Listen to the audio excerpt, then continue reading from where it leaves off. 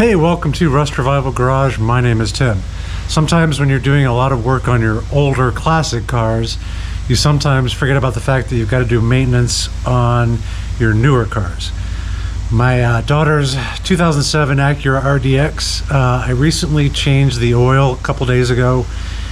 Tried to clean up a mess on the battery, and there was a bunch of sort of corrosion forming on the battery terminals.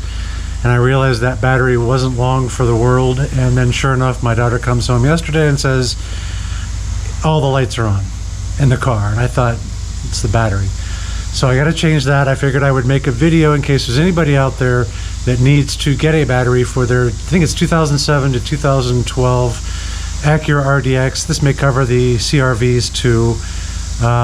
But I kind of wanted to get this video out there because it could help somebody. So let's get to it.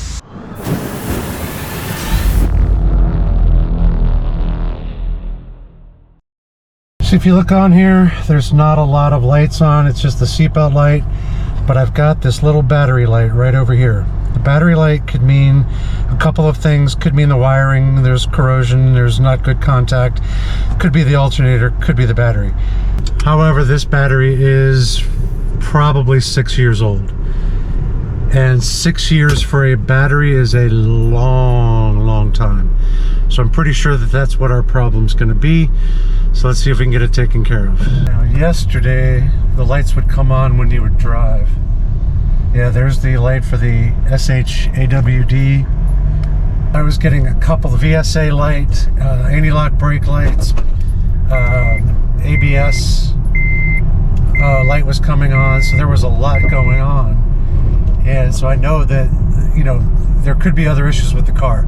But again, I think it is this battery. Now you got a lot of choices for the batteries. The kind that you're looking for the Acura is the Group 35.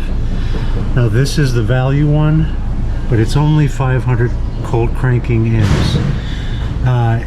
I've always thought it best to actually get the highest cold cranking amps you can. So this is the sort of max, also in the Group 35, but it's 640 cold cranking amps, 3-year warranty.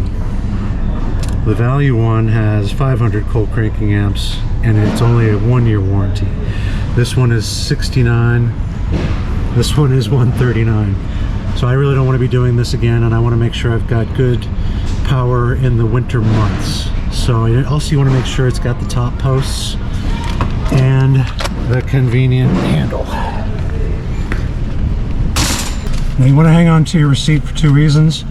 One, so you can bring your old battery back and get your core charge back. 2, so you want to make sure you've got this in case this battery dies before the warranty expires. So like I said, this one is 3 years.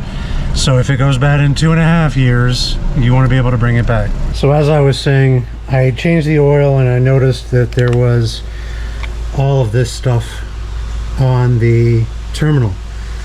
Now this is a sign that there is an issue. I did scrape some of it off because I couldn't even see the bolt. That's how bad it was. But that's definitely a good sign. The other thing I want to do next is check to see where the amps are on this thing currently. Alright, so I've got my multimeter up here. I've got my red on the positive, black on the negative. It's at about 12.15. Now that's not terrible. This battery may actually still be okay, and it may be more of the corrosion, but I am going to at least take it off, put the new battery on, and just make sure that that's charging and it's not my alternator. So to take your terminals off, you're going to want to remove the negative first, always. That usually requires either a 10 or a 12 mil, and I believe in my case it's a 10. Yeah. So see, I can loosen the terminals with the 10. You can use a socket set or you can use a wrench. But I think I'm also going to want to go ahead and take the battery hold down off so that I can then take the terminals off, get it all out in one shot. These battery hold downs are also 10 millimeters. Just have to take these off. You can access the battery. So this is just a little J hook that fits down in there and hooks in, and then Nut goes on the top. You might be able, if you just loosen it, to then turn the other J-hook, but I'm going to go ahead and take it all the way out. Word of warning, this is metal. You do not want to connect any piece of metal from your positive to your negative. That basically closes a loop and could give you quite a shock. So don't put any tools, any metal pieces across there. All right, so I've got this loosened up. You always want to take off the negative first. I think I mentioned that. And then we want to take off the positive, and look how corroded that is. Let's see if I can get that loose.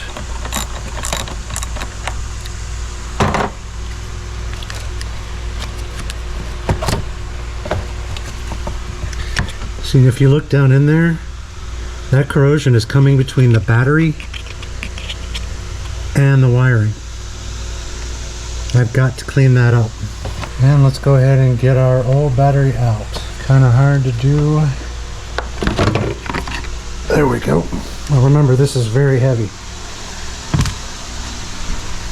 Now, before I do put that back in, I want to clean this up a little bit. Clean this, I'll vacuum this out and make sure I've got nice good contacts going back in.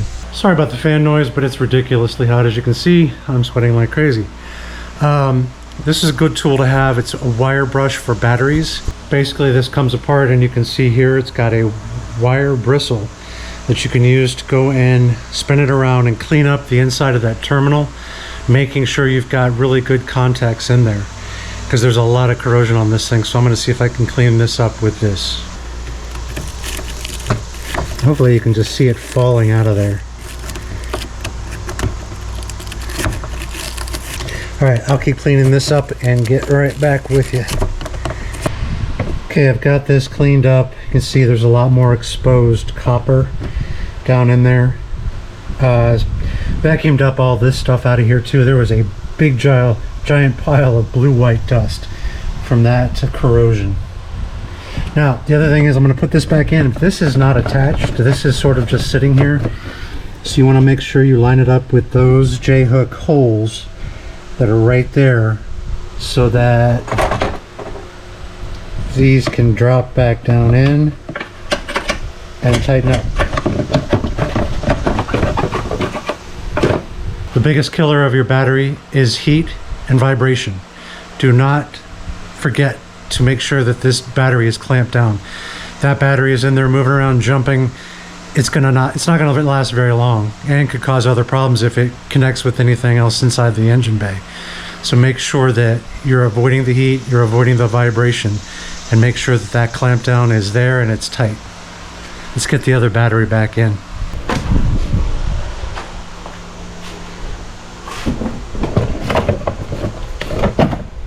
All right, so you can see I got that one J-hook in, and then now I just need to run this one down for that one. Just like that, and now I just need to put my nut back on here and tighten it down. All right, so I've got this nice and tight. As you can see, it's not going anywhere, no vibration. Now, when we hook this back up, we want to do our positive first, then our negative last. Also, remember, these have little plastic caps on them. Don't try to put it over the plastic cap. Make sure you take those off. So, my positive is back on. I need to tighten that down. And then now we connect our negative. Okay, so the battery is back in and it is connected. Now, something else some people like to use is dielectric grease. And what you can do is coat this on the outside of your terminals to keep there from being any rust, any other corrosion that might affect it. Kind of keeps it away. But do not put the grease between the terminal and the post, because that will actually prevent contact. You know, you can put a little bit on the top just to make sure that there's a good coating that protects it from the outside, from elements outside, but do not put it on the post, between the post and the terminal itself, the copper part that connects, because you won't get a good connection.